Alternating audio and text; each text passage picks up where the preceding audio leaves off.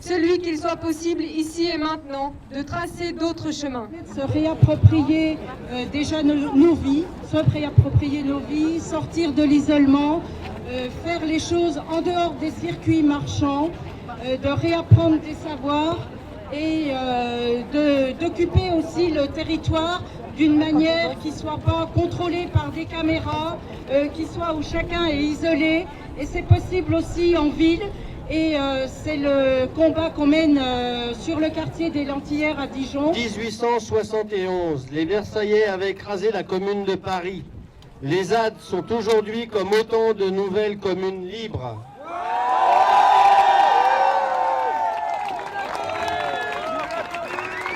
La révolution continue! Et nous affirmons ici que ces communes ne se laisseront plus expulser.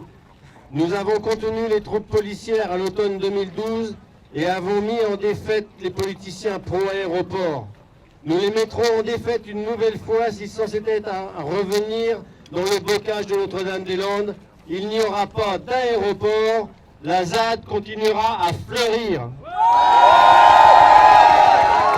Ton sentiment sur cet état d'urgence qui est en place là? C'est le fascisme qui monte.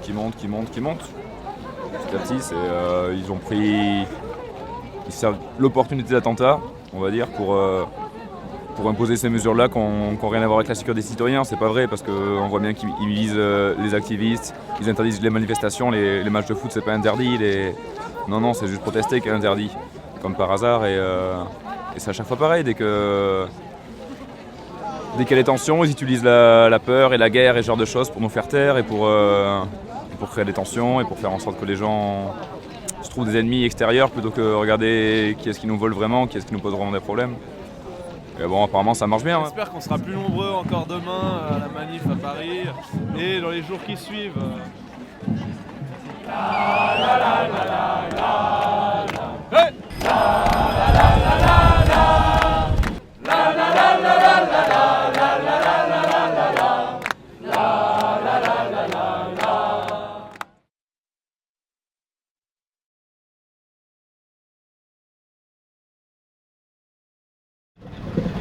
À l'issue des attentats du 13 novembre, l'émotion d'Acte Paris et des associations signataires de ce texte d'appel est vive et nous tenons à exprimer notre solidarité aux proches des victimes. Continuer à agir nous semble être une forme d'hommage et une nécessité. C'est pourquoi nous souhaitons maintenir un appel à se rassembler, à agir, à faire entendre la voix des séropositifs et de leurs alliés lors de la journée mondiale de lutte contre le sida. Les personnes transgenres continuent à être très exposées au VIH.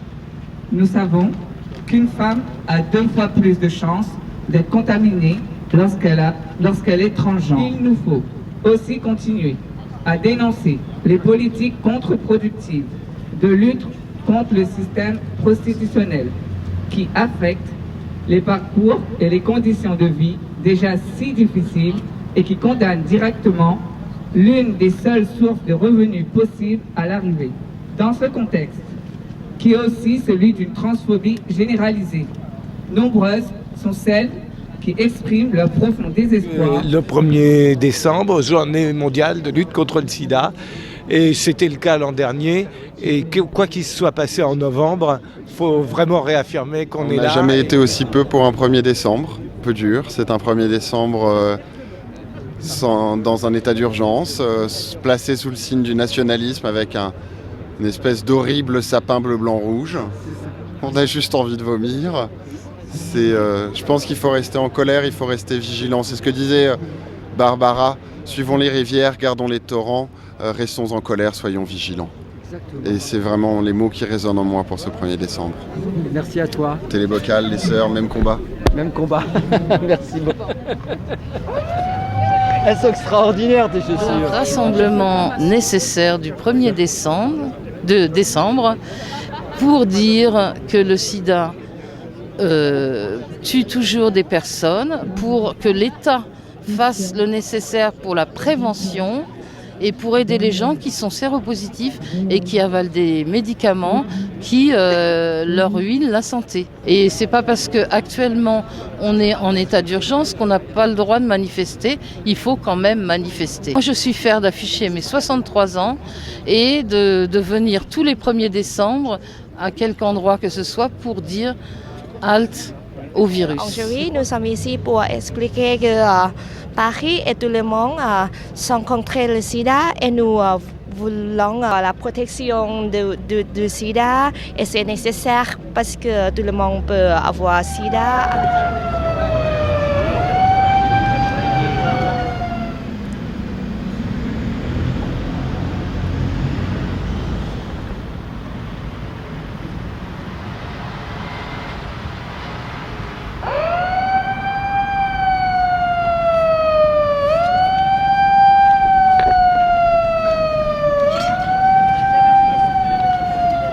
Il faut toujours être là, même si on est peu nombreux, il faut être là. Au siège de la BNP.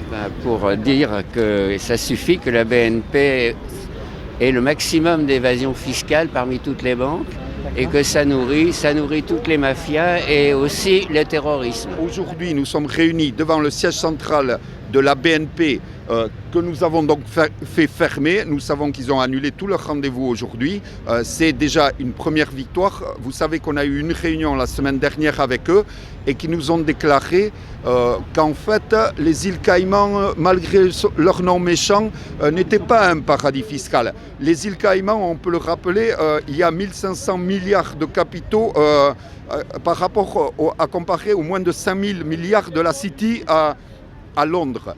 Et les îles Caïmans, c'est le paradis dans le monde de l'opacité des sociétés, c'est-à-dire qu'on y va pour créer des sociétés écrans qui permettent de ne pas identifier les ayants droit principaux des comptes. Et vous savez que les îles Caïmans sont sous autorité de la couronne britannique et que David Cameron, Premier ministre, a exigé qu'ils mettent un registre central permettant d'identifier les ayants droit principaux de ces sociétés et que les îles Caïmans viennent de refuser ce lundi et viennent de rejeter la requête de David Cameron. Oui, nous les Jeunes Amis de la Terre, le groupe des Jeunes Amis de la Terre Europe soutient l'initiative française contre les paradis fiscaux. On ne change pas le monde, on change le système. Merci beaucoup. Dites-moi, on ne va pas prendre de chaises aujourd'hui alors?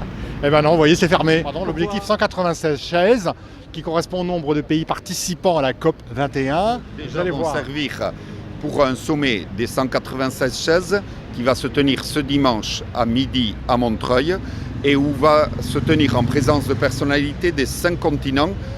Donc un sommet pour financer la lutte contre le changement climatique et la transition sociale et écologique. Dans ce sommet, où toutes ces personnalités seront assises sur 196 des 235 chaises qui ont été réquisitionnées au cours des 2 derniers mois, nous porterons envers la COP21, envers les dirigeants de ce monde, les propositions des peuples pour financer la transition sociale et écologique, la lutte contre la misère, la pauvreté, les injustices et les inégalités sociales et les moyens de l'atténuation et de l'adaptation face au changement climatique. On n'est pas là pour demander aux dirigeants de réviser leur copie. Leur copie, elle est inacceptable. Il n'y a que des engagements volontaires. Quand c'est pour l'OMC, on sait mettre en place des systèmes contraignants. Quand c'est pour le climat, tout est volontaire. Malgré ce que nous a dit le directeur général adjoint de la BNP, les îles Caïmans sont effectivement une des plaques tournantes et de l'opacité des financements dans le monde. Et c'est très grave, et notamment dans la situation actuelle, parce qu'il y a notamment l'argent d'évasion fiscale, mais on peut se demander aussi s'il n'y a pas l'argent du narcotrafic, du terrorisme, du fanatisme mondial et de ce qui cause ces attentats tragiques. On connaît d'ailleurs à ce sujet, vous n'êtes pas sans savoir que 66 familiers de victimes d'attentats d'Al-Qaïda ont déposé une plainte contre la BNP Paribas pour financement de ces attentats terroristes. Le directeur adjoint de la BNP, c'est que c'était pour eux non seulement un paradis fiscal, mais un paradis réglementaire. C'est-à-dire qu'ils utilisaient les îles Caïmans pour échapper à la réglementation qui permet de stabiliser les banques, de lutter contre le risque d'instabilité bancaire. Et donc on voit bien que les BNP Paribas est aux avant-gardes, non seulement pour l'évasion fiscale, mais aussi pour l'évasion réglementaire, ce qui est très grave par rapport à la perspective d'une future crise bancaire internationale. Merci. Moi, ceux-là, ils m'ont l'air plutôt dociles. Hein. Puis ça nous ment, hein. C'est ça. Les caïdements. Hein. Les caïdements sont gentils, c'est les BNP qui ne l'est pas. Le but, c'est les banques rendent l'argent qui sont cachés dans les paradis fiscaux et nous, on leur rend leurs chaises. Il faut changer le système et pas le climat. On est bien d'accord. Pendant la COP21, on fait les associations entre les dommages qui sont faits à l'environnement et le système qui cause ces dommages. Et il y a quelque chose de très ironique d'ailleurs, c'est que la BNP organise un système d'évasion fiscale, donc elle assèche les finances publiques, ce qui fait que l'État n'a pas assez de moyens pour organiser la COP21 et ce qui fait que l'État mendie auprès de ceux qui les volent. Ils ont besoin de 100 milliards d'euros. Et les États n'arrivent pas à trouver tous ces fonds. Effectivement, on voit le problème avec les entreprises, mais aussi avec les représentants politiques, un décalage entre les discours et les actes. Et c'est effectivement du devoir des citoyens de faire ce décryptage et d'alerter l'opinion publique pour qu'on ne croie pas tout ce qui est écrit sur les panneaux de publicité et qu'on ne prenne pas pour argent comptant tous les discours des représentants politiques. On doit changer le système et on doit changer les mentalités, surtout nos hommes politiques qui se refusent à voir la réalité de la situation. En ce moment. Par exemple, quand François Hollande nous dit qu'il faut être très ambitieux pour le changement climatique, mais qui continue le projet de Notre-Dame-des-Landes, c'est une incohérence. Il faut revoir les règles du commerce international et puis il faut réguler à la source. On sait qu'on a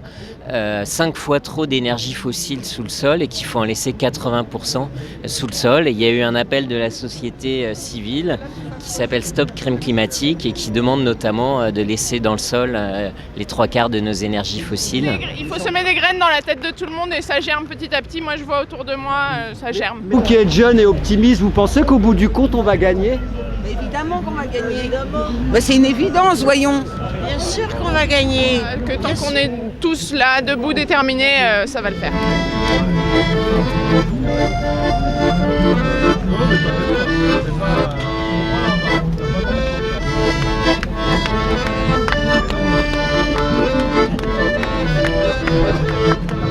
Comme il avait de l'aisance et n'était pas idiot, à son adolescence il devint gigolo. Dans le lit des femmes chics, il fit don de ses dons, à vouloir trop de fric, en finit en prison.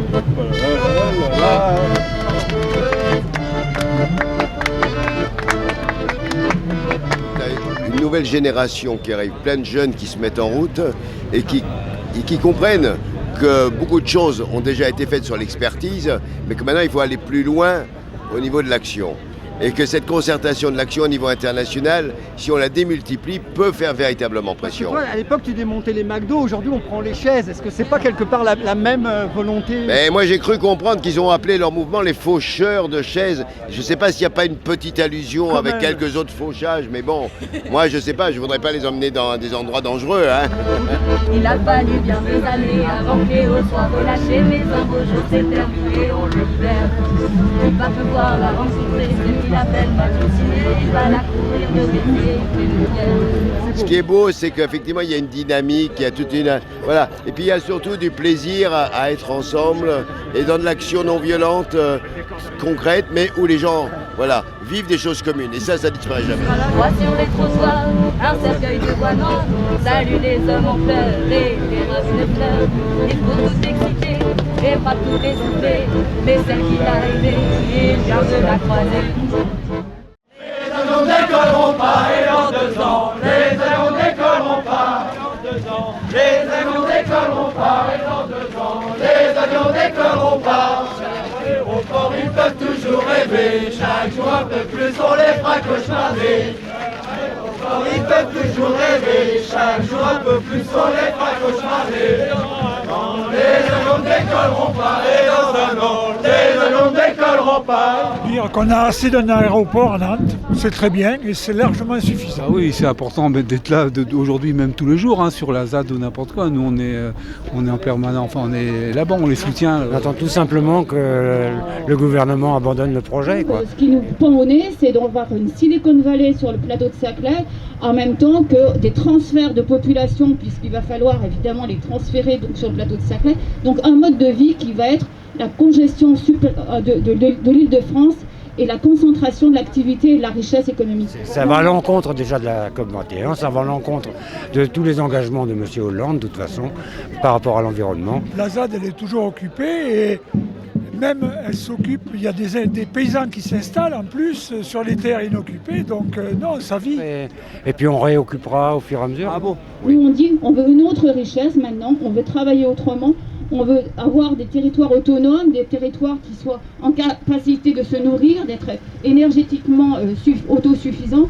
On veut un autre mode de vie. Il y a plein de projets, il y a plein de trucs qui naissent, il y a plein de chantiers qui vont démarrer. Ils ont fait des appels d'offres justement, mais au niveau de la ZAD, pour qu'on aille débroussailler, on a déjà semé, il y a déjà, on va semer, on fait plein de, il y a plein de trucs. Il y a même des boulangers, il y a un restaurant qui s'est même ouvert sur la ZAD. Oui, ça vit. Il y a du fromage, il y a de l'huile, il y a des tas de trucs, des poireaux. C'est une zone de biodiversité énorme, puisque en fait ça fait 40 ans qu'elle est gelée. Des patates, des oignons. Non, c'était un sommeil, donc la vie, la biodiversité s'est installée et tout. Je suis un triton crété échappé de ce monde. Là, on est arrivé au château de Versailles pour dire que la révolution continue et qu'elle n'a jamais été finie. Nous, on est venus en car. Moi, j'ai fait le même voyage en 2011. D'accord. On est parti de Notre-Dame pour aller au Sénat. Là. On a tracté au vélo, mais là, j'ai pas pu le faire. Physiquement, j'étais pas prêt. C'est combien de bornes cette histoire? 447. Waouh. Je suis crevé. T'es crevé. T'as fait la route? Oui, un petit peu, pas toute, mais ouais, la grande partie. Sportivement, quand t'es un petit peu affûté, c'est la rigolade. En plus, t'as une motivation, si tu veux.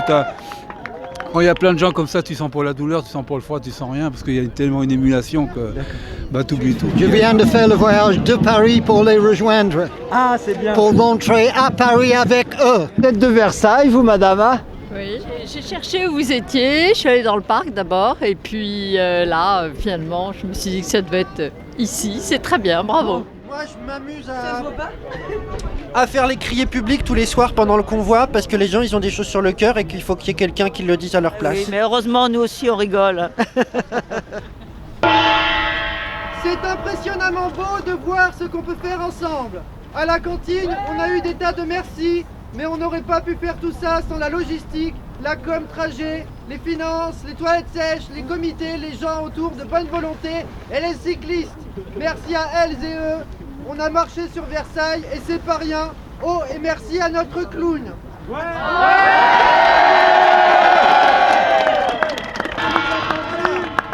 Ils bougent pas beaucoup les clowns, mais quand on leur demande, ils bougent bien. Oui, mais on a quand même ouvert une embrassade à Paris, l'embrassade du clownistan, mais je dis pas où c'est parce qu'il faut pas qu'on sache.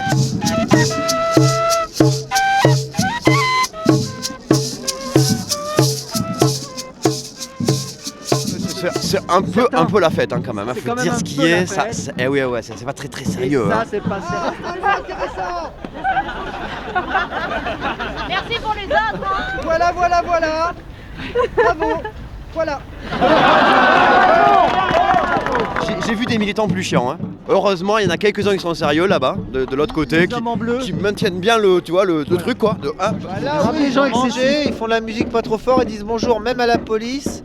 C'est quand même vraiment des méchants, ces gens. Il faut maintenir les gens dans la peur. On va venir t'arrêter. Même ma femme a peur. C'est vrai. On va venir nous perquisitionner. On n'a rien à se reprocher. Ces jeunes là qui viennent là, c'est que des jeunes. Vous regardez, il y en a des jeunes de 50, 60 ans, à vélo qui polluent pas, ils foutent le bordel.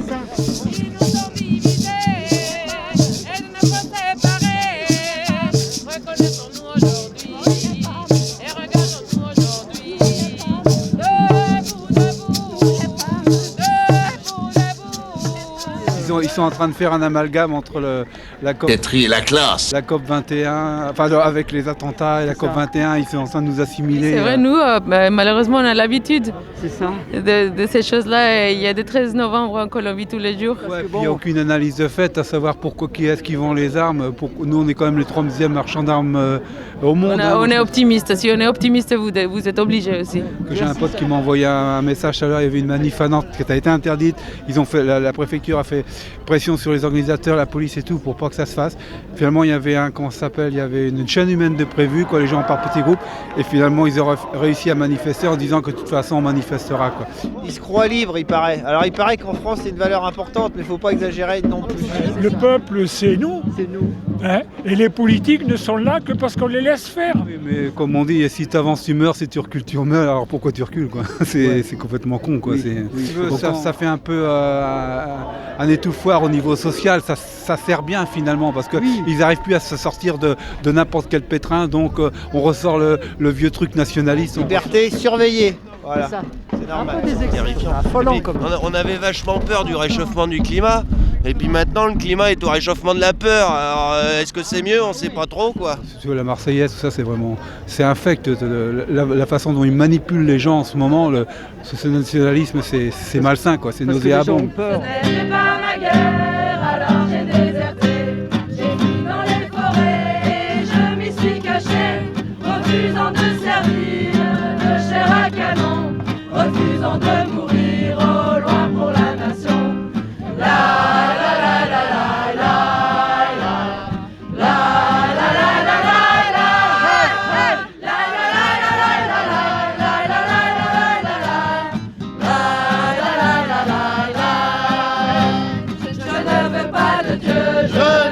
pas de maître, je ne veux pas de Dieu, je ne veux pas de maître.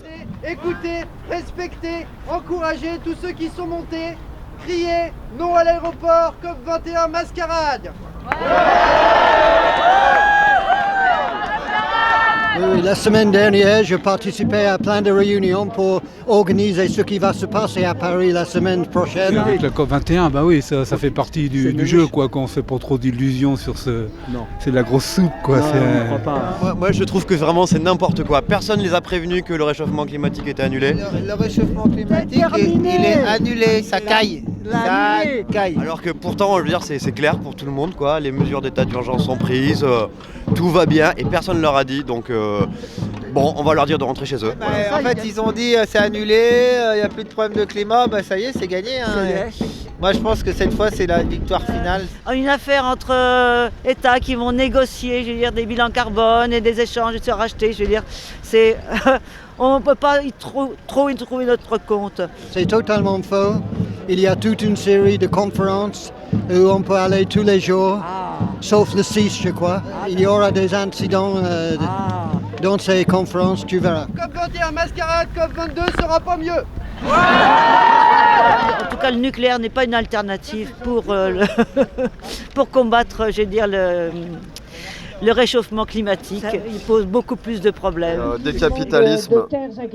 On lâchera jamais, non. On lâchera rien, on ira jusqu'au bout. Hein. Parce qu'on y croit à fond. Ils me font plaisir, tous les gosses qui sont... Enfin, c'est ça. Mais pour moi, c'est pas des gamins, mais moi, ils me font plaisir parce que ça rappelle un peu les combats qu'on a amenés puis qu'on mène toujours. Nous, on est toujours là. Il n'y a qu'à se rappeler la centrale qui devait se faire au Carnet, la centrale nucléaire qui ne s'est jamais faite. C'est pour ça qu'on est serein, on y arrivera. Au port, ils peuvent toujours rêver. Chaque jour un peu plus, on les fera cauchemarder.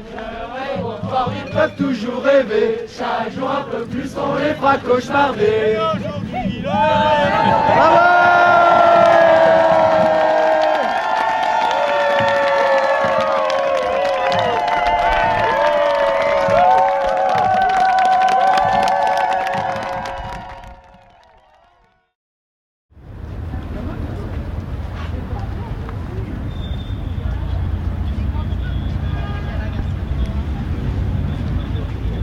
Nous sommes à la COP21 au Grand Palais à Paris et donc nous sommes ici assemblés pour échanger des idées sur comment est-ce qu'on va pouvoir améliorer le climat et prendre soin de notre planète. Là, je viens pour une conférence sur les problèmes climatiques et le rôle des entreprises pour apporter des solutions. J'ai l'impression quand même que ces entreprises, au départ, c'est elles qui polluent vraiment la planète et aujourd'hui, elles veulent un peu redorer leur blason. Je pense qu'il y a quand même une volonté pour répondre aux attentes des gens. Je pense qu'ils ont compris quand même qu'il était nécessaire de faire un effort et ils s'engagent vraiment sincèrement, me semble-t-il. Mais enfin, vous y croyez, hein? J'y crois, oui.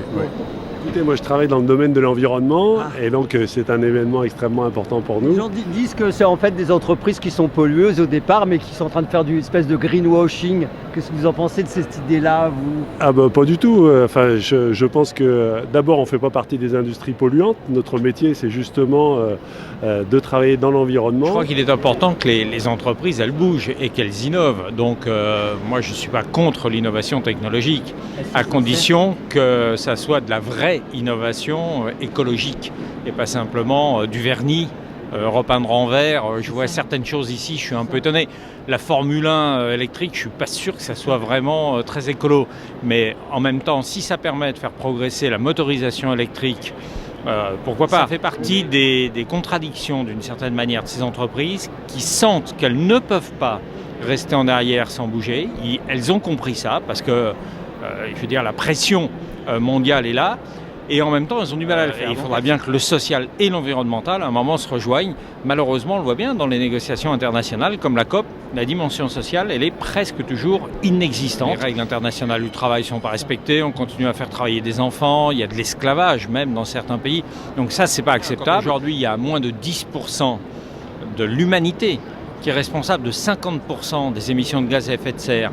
C'est 1% de l'humanité qui détient presque 50% des richesses de la planète.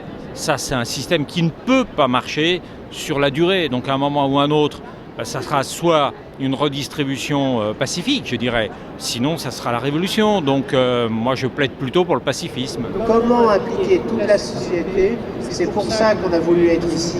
C'est pour ça qu'on a voulu être ouvert à tous, grand public, les familles. Je pense que c'est bien de venir pour au moins exprimer le fait que nous voulons exister. Tous les gens qui sont très écolos, mais je n'attends rien de ce salon. Quand je vois par exemple qu'ici il y a Nespresso, ceux qui vraiment polluent et ruinent les petits paysans, il y a entre autres Nestlé qui est là et ça me tue ça, à travers Nespresso, je suis sidéré. C'est une rigolade. Dans Veolia il y a Alstom, mais comment est-il fabriqué et à travers quelle volonté de polluer le moins possible. Moi, c'est ça qui m'intéresse. C'est Sanofi qui est là. Non, mais attendez, on en parle à la radio tous les jours à cause d'un médicament qui, de fait que les fœtus ont des malformations. C'est Sanofi et ils sont là. Là, on est sur le stand de WWF. C'est vrai qu'on les critique énormément. On les critique énormément. On est nombreux à les critiquer parce que dans le cadre de la lutte, par exemple, contre les semences génétiquement modifiées, ils sont pour.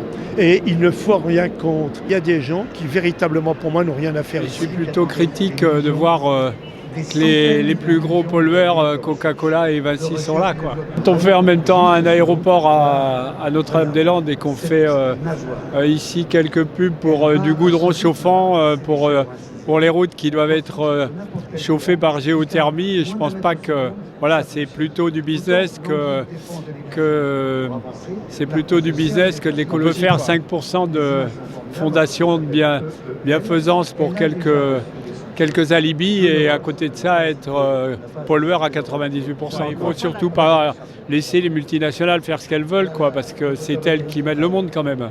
Moi je suis agriculteur, ici il y a Sophie Protéol, il y a Vivendi qui nous fait l'aéroport de Notre-Dame-des-Landes, il y a Sophie Protéol qui nous fait les agrocarburants, qui est la pire aberration puisque les agrocarburants, on consomme autant avec un plein de voitures qu'un Africain mange de protéines sur une année, quoi. Hein. Effectivement, les entreprises ont un tel pouvoir. De fait, c'est eux qui mènent la danse dans cette affaire-là. Moi, je pense qu'on ne s'en sortira pas sans un vrai changement radical, et pas que des formes, un changement radical dans les modes de vie. Les associations, la société civile peut peser, quand on lui permet de manifester, du reste. Mais sinon, c'est tout comme d'habitude les lobbies qui font la loi. Énormément de greenwashing dans ce salon. Voilà. C'est une opération de communication des industriels, quoi.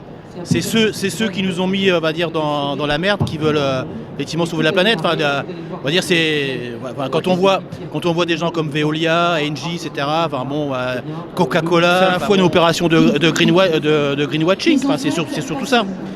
Puis c'est surtout toujours la même idéologie, ça veut dire ils veulent faire en sorte que les personnes, même quand ils sont sensibilisés sur une cause, que ça soit sur l'environnement, qu'on ait encore besoin des industriels, alors qu'aujourd'hui il faudrait quelque part, moi je pourrais dire, quand vous êtes drogué à la consommation, quand vous êtes drogué effectivement à toujours acheter, à toujours être dépendant des industriels qui nous ont effectivement qui ont pollué la planète, il faudrait aujourd'hui, comme on appelle ça, faire une cure de désintoxication. Le pouvoir, il est détenu par une petite minorité et à la fois ceux qui sont les causes des problèmes veulent se présenter comme la solution. On reçoit des centaines, voire des milliers de messages par jour publicitaires pour nous inciter à consommer et après on vous dit c'est pas bien ce que vous faites, il va falloir vous responsabiliser un petit peu.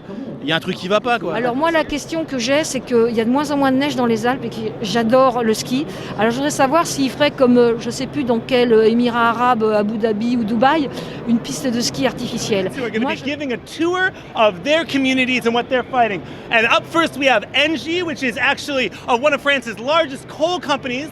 And here they've paid to enter the COP21 Solutions 21 conference to pay for access to negotiators and influence the COP process and greenwash their image. We have some folks here from Australia who have been fighting Engie in Australia. Hello, my name is Sam Castro. I'm from Australia. Engie owns one of the dirtiest coal power stations in Australia called Hazelwood, one of the most polluting coal-fired power stations in the world. Coca-Cola est responsable de graves problèmes d'accaparement d'eau partout dans le monde. Coca-Cola a créé une usine en Inde et cette usine utilise près de 300 litres d'eau par jour.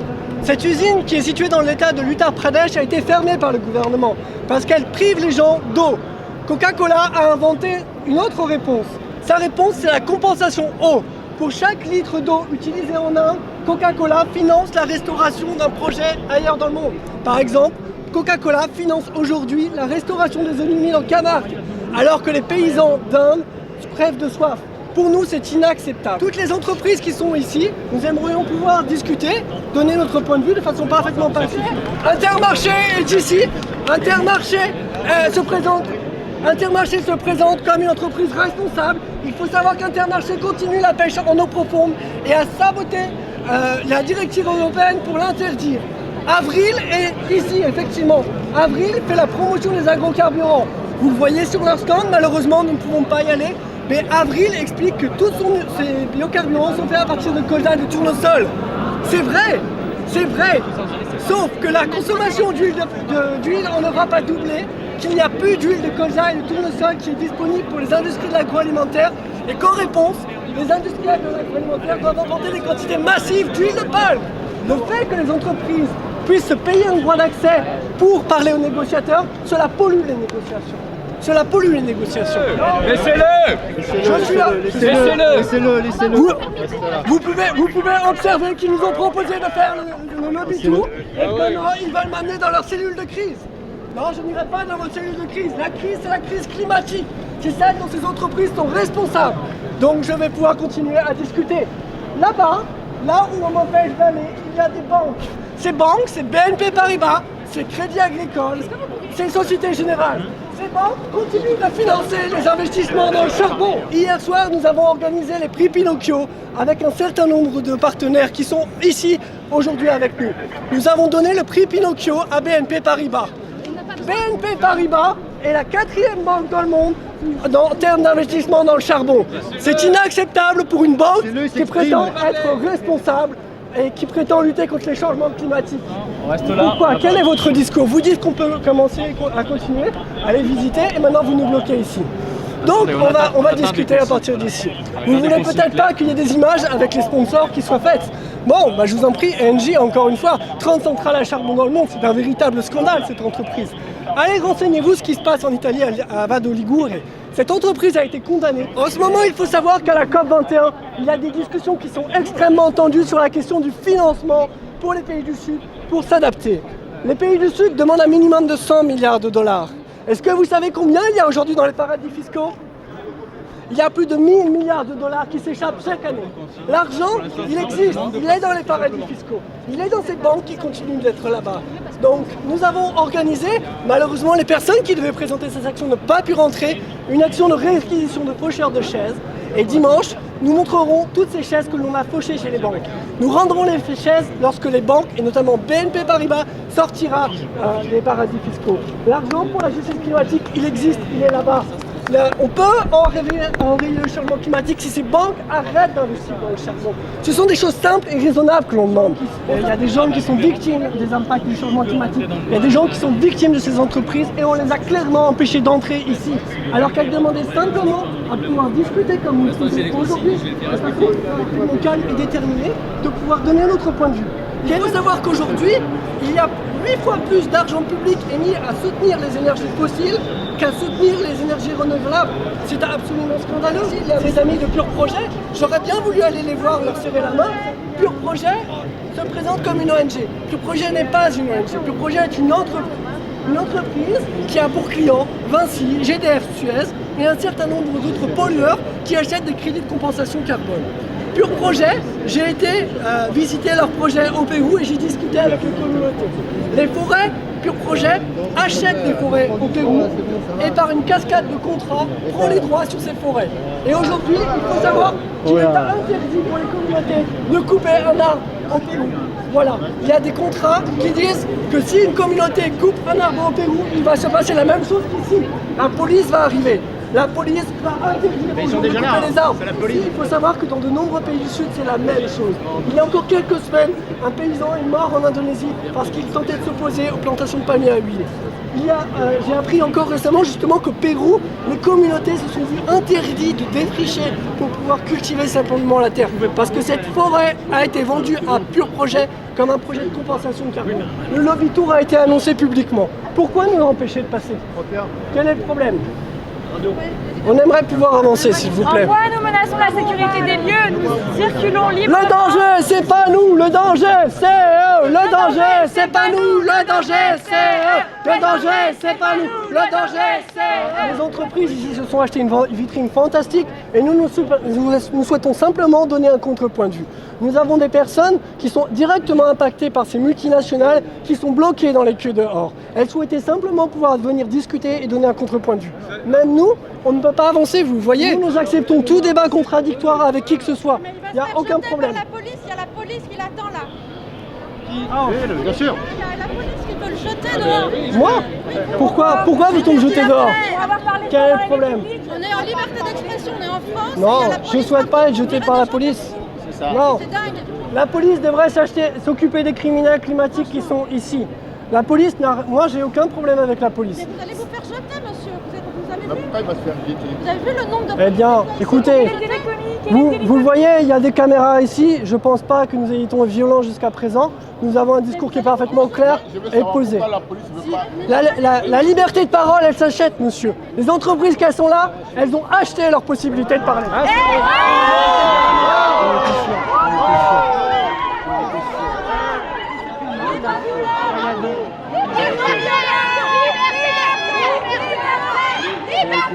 Il était en train de témoigner d'une vérité. Je veux dire, les enfants de ces policiers vont subir, comme nos enfants, une catastrophe climatique.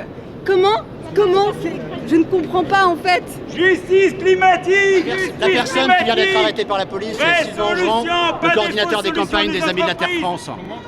Sylvain Angerand, coordinateur des campagnes des Amis de la Terre France. Nous ne sommes que des personnes qui nous impliquons à tous les niveaux de la République pour faire valoir notre parole et nous sommes reconnus pour ça. Accompagnez un par un, c'est pas un problème.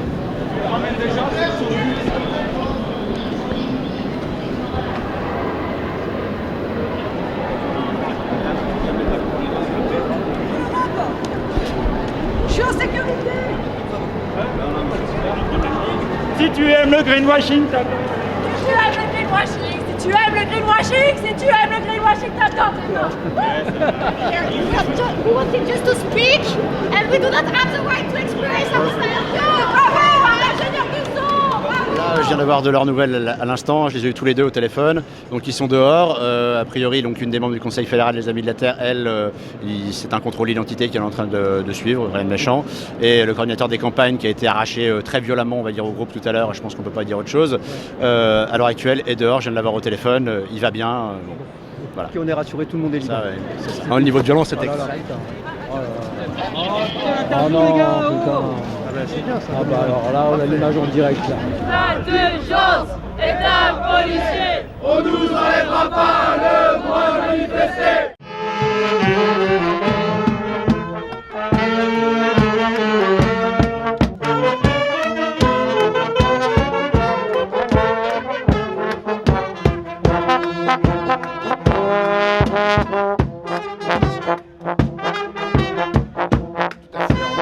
Mais là, c'est un mouvement citoyen qui est extrêmement large et je dirais il est politique au bon sens du mot. C'est-à-dire que ce n'est pas un mouvement partisan, c'est un mouvement qui pose des questions qui concernent tous les citoyens. C'est réellement l'expression de la société civile et elle est exprimée dans sa diversité et dans ses luttes et elles sont nombreuses et on y défend à la fois toutes les alternatives possibles et on y défend tous les droits. C'est un sommet citoyen et donc c'est une très bonne chose parce qu'il faut aussi, au point de vue des citoyens, parce qu'à la COP21, c'est plus les dirigeants, les gouvernants qui sont là-bas et donc ici aussi nous voulons faire notre sommet pour essayer de mettre en place des alternatives. D'initiatives comme celle-là, mieux ce sera. Il faut arriver à sensibiliser les gens aux dangers qui nous guettent si on ne fait pas ce qu'il faut pour préserver notre planète.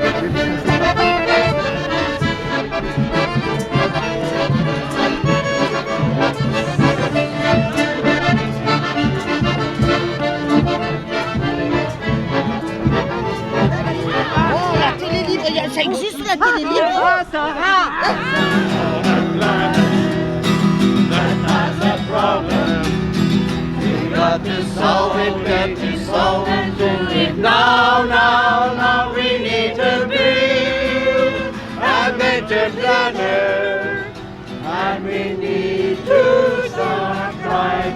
Celui-là, je suis très contente parce que ça nous donne l'occasion de faire la connaissance de plusieurs associations ou de mouvements qui font des actions alternatives justement.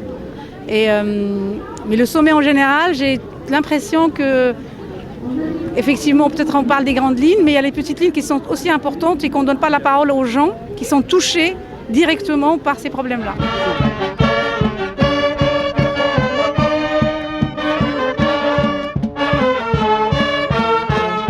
C'est fantastique puisque bon, la marche a été interdite.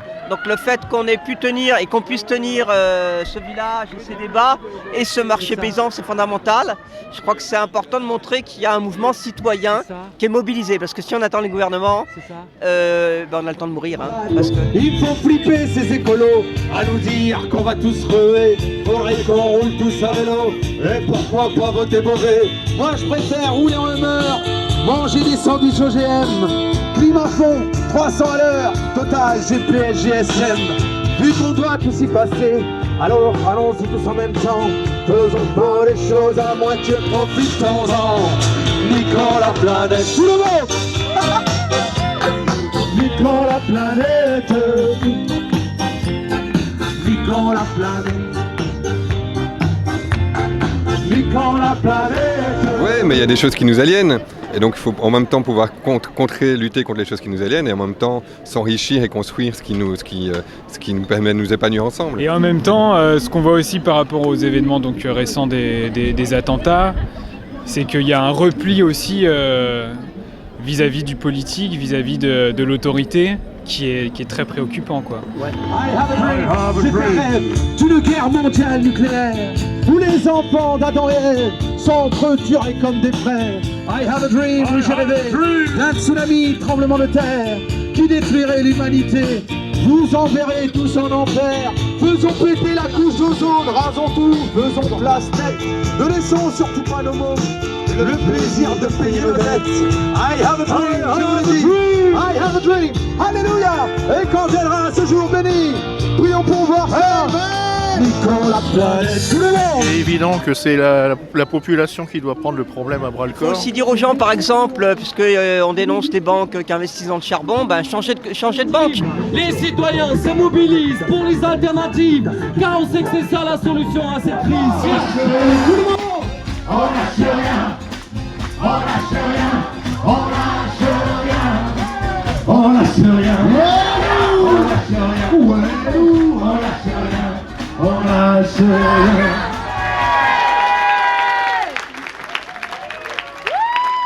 Bienvenue à ce sommet citoyen pour le climat. Donc ça fait des mois que des bénévoles s'activent pour organiser ce grand temps de mobilisation citoyenne, populaire, festive pour le climat, pour qu'on se rencontre tous ensemble, qu'on découvre des alternatives, qu'on discute, tout ça autour du climat et de la justice sociale. Un grand merci aussi à la ville de Montreuil, aux habitants, aux associations qui nous accueillent. Bravo! Toulouse exprès pour le faire. Oui, de Toulouse. Ouais. Même si, d'ailleurs, on était tellement impliqués que évidemment les gendarmes se sont intéressés à notre cas, nous ont arrêté 1h30 à Saint-Arnoux. Donc, arrivé à Saint-Arnoux, on s'est fait intercepter par. Vous êtes des bioterroristes alors? Exactement. Donc, des zadistes d'apparence, vous choisissez, voilà. Un véritable sommet populaire, festif, où on partage autour d'actions concrètes pour le climat, pour la justice sociale, pour la solidarité, le partage, le vivre ensemble. Et aussi, il y a beaucoup de personnes ici qui ont conscience qu'il est urgent d'agir, qu'il est urgent de se mobiliser maintenant et qui sont déjà en marche. I'm living in China, and in China this kind of thing is not gonna happen this years. Yeah, so I'm very happy joining this thing. On est venu de Copenhague, tout avec le vélo, 25 personnes, oui. Combien de kilomètres? 1400 pendant 3 semaines. Bon voyage. C'est en s'entraidant, en étant ensemble qu'on va réussir à s'en sortir. I think it's brilliant. I'm from Australia. I think it's very friendly and people look very happy. En fait, on donne toute la place aux climaticides, c'est-à-dire tous ceux qui sont là-bas au Grand Palais. Tranquillement, ils ont toute la possibilité de s'exprimer, de montrer leur pseudo-solution. It's a struggle to get governments to take climate change seriously and also to take community seriously. C'est plus la peine d'essayer d'influencer ces gens-là. On ne pourra les influencer que par le grand nombre et en convainquant le grand nombre et la multitude et tous les gens qui sont ici, qui ne sont pas forcément des militants. On n'a pas besoin que des militants, on a besoin que tout le monde s'empare de cette partie-là et fasse sa part. Le slogan du Sommet citoyen pour le climat, il marche dans tous les domaines. Nous sommes celles et ceux que nous attendions. N'attendons personne d'autre que nous-mêmes, c'est à nous de bouger. Parce que c'est nous qui détenons la clé. Les humains, eux, les gens sérieux, c'est-à-dire, ils ont décidé que le climat, c'était pas grave. Ici, par exemple, vous avez une représentation magnifique de ce que peut être un marché alternatif. C'est très, très super. Par contre, en général, dans les supermarchés, on fait pas la queue aussi longtemps qu'ici. Donc je pense que les alternatives de ce type-là, ça intéresse encore moins les gens que le climat. Que ça me ferait encore plus de bien si on était dans les rues et qu'on bravait l'état d'urgence et ce climat qu'ils essaient de nous imposer. Et donc voilà, il y a une petite frustration de se dire c'est facile d'être ici dans les lieux auxquels on nous permet d'aller. Et j'ai envie qu'on brave les interdits. Alors que la société civile, elle n'a plus que cela à fermer. Alors nos gouvernants ne sont pas des dictateurs, mais ils ont des tentations d'utiliser le moment exceptionnel pour réduire nos libertés.